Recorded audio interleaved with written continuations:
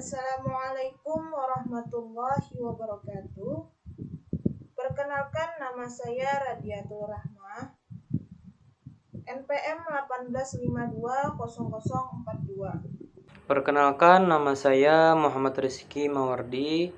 NPM saya 18520034. Saya Nisra Madani Fadila, NPM 18520046. Kami dari mahasiswa dan mahasiswi Universitas Islam Kalimantan Muhammad Arsyad Al-Banjari, Fakultas Studi Islam, Pendidikan Guru Madrasah Ibtidaiyah. Video ini kami persembahkan untuk memenuhi tugas mata kuliah pengembangan profesi guru yang diampu oleh Bapak Haji Abdul Hafiz, MPDI. Dalam video ini kami akan menjelaskan tentang fungsi dan peran guru. Mari simak penjelasannya berikut ini.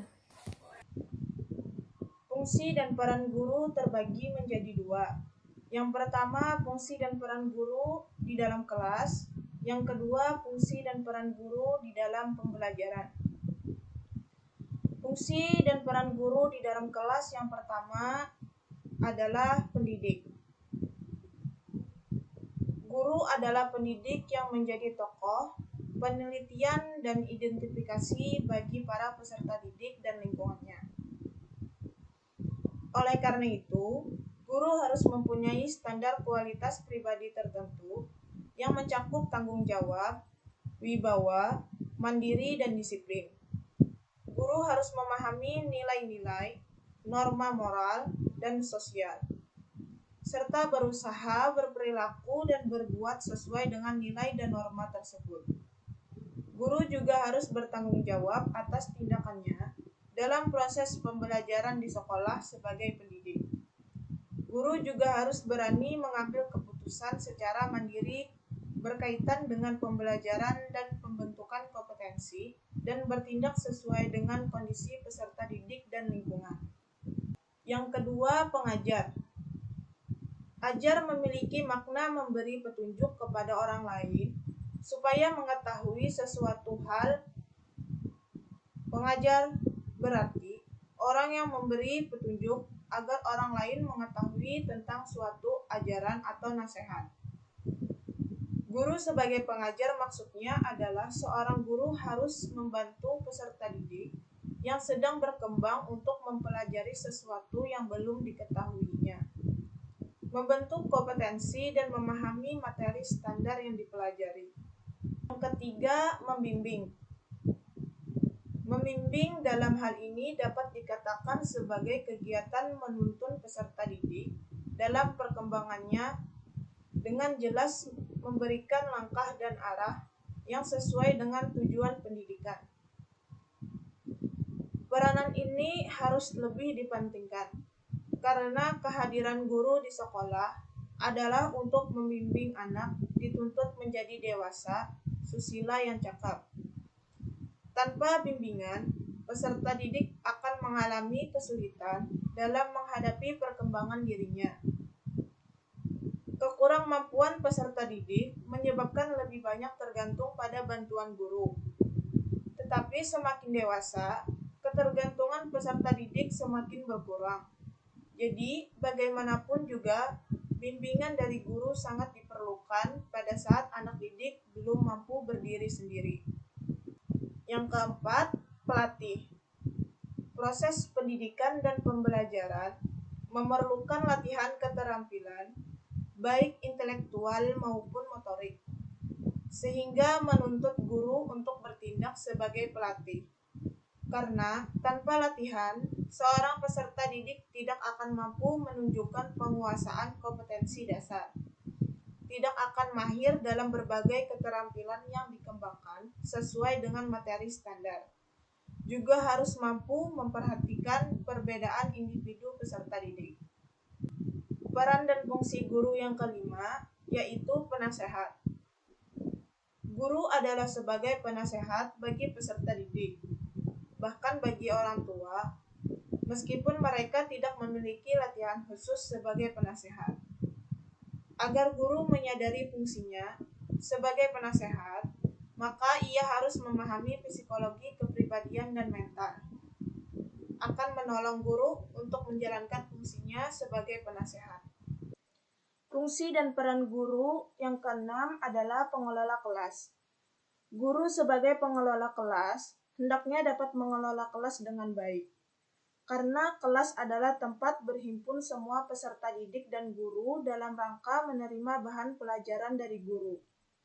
Kelas yang dikelola dengan baik akan menunjang jalannya interaksi edukatif. Sebaliknya, kelas yang tidak dikelola dengan baik akan menghambat kegiatan pengajaran. Karena kualitas dan kuantitas belajar peserta didik di kelas ditentukan oleh faktor guru sebagai seorang manajer kelas. Penguasaan terhadap pengetahuan teori tentang belajar dan keterampilan mengajar merupakan modal awal yang harus dimiliki oleh guru sebagai manajer kelas. Untuk selanjutnya, guru harus memahami konsep dan kegiatan dalam manajemen kelas.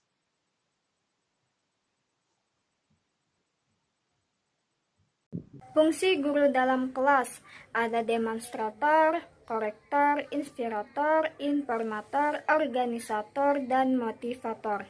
Demonstrator berarti guru melalui perannya sebagai demonstrator hendaknya senantiasa menguasai bahan atau materi pelajaran yang akan diajarkannya serta senantiasa mengembangkannya dalam arti meningkatkan kemampuannya dalam hal ilmu yang dimilikinya. Karena hal ini sangat menentukan hasil belajar yang dicapai oleh siswanya.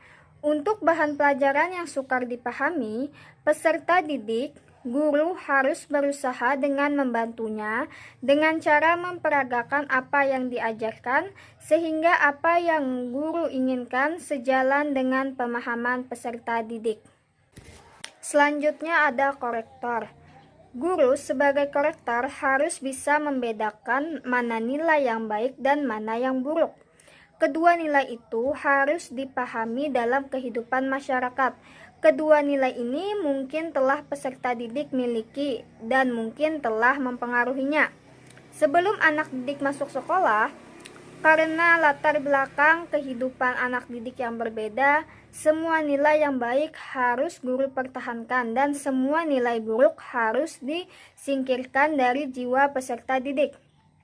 Bila guru membiarkannya, berarti guru telah mengabaikan perannya sebagai korektor yang menilai dan mengoreksi semua sikap, tingkah laku, dan perbuatan peserta didik.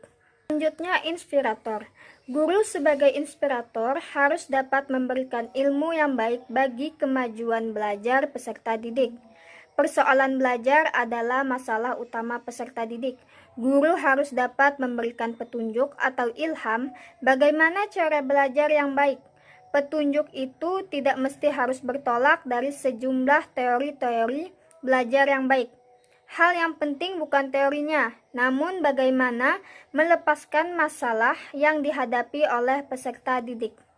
Selanjutnya ada organisator. Sebagai organisator adalah sisi lain dari peranan yang diperlukan dari guru. Dalam bidang ini, guru memiliki kegiatan pengelolaan kegiatan akademik, menyusun tata tertib sekolah, menyusun kalender akademik, dan sebagainya. Semuanya diorganisasikan sehingga dapat mencapai efektivitas dan efisiensi dalam belajar pada diri peserta didik. Kemudian ada informator. Sebagai informator, guru harus dapat memberikan informasi perkembangan ilmu, pengetahuan, dan teknologi. Selain sejumlah bahan pelajaran untuk setiap mata pelajaran yang telah diprogramkan dalam kurikulum, informasi yang baik dan efektif diperlukan dari guru. Kesalahan informasi adalah racun bagi peserta didik. Untuk menjadi informator yang baik dan efektif, penguasaan bahasalah sebagai kuncinya, ditopang dengan penguasaan bahan yang akan diberikan peserta didik.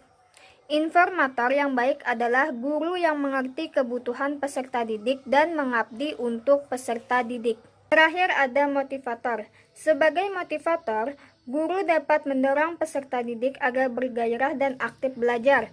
Dalam upaya memberikan motivasi, guru dapat menganalisis motif-motif yang melatar belakangi peserta didik malas belajar dan menurun prestasinya di sekolah.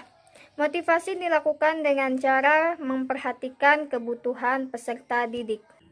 Bagian inisiator, fasilitator, inovator, mediator, dan evaluator.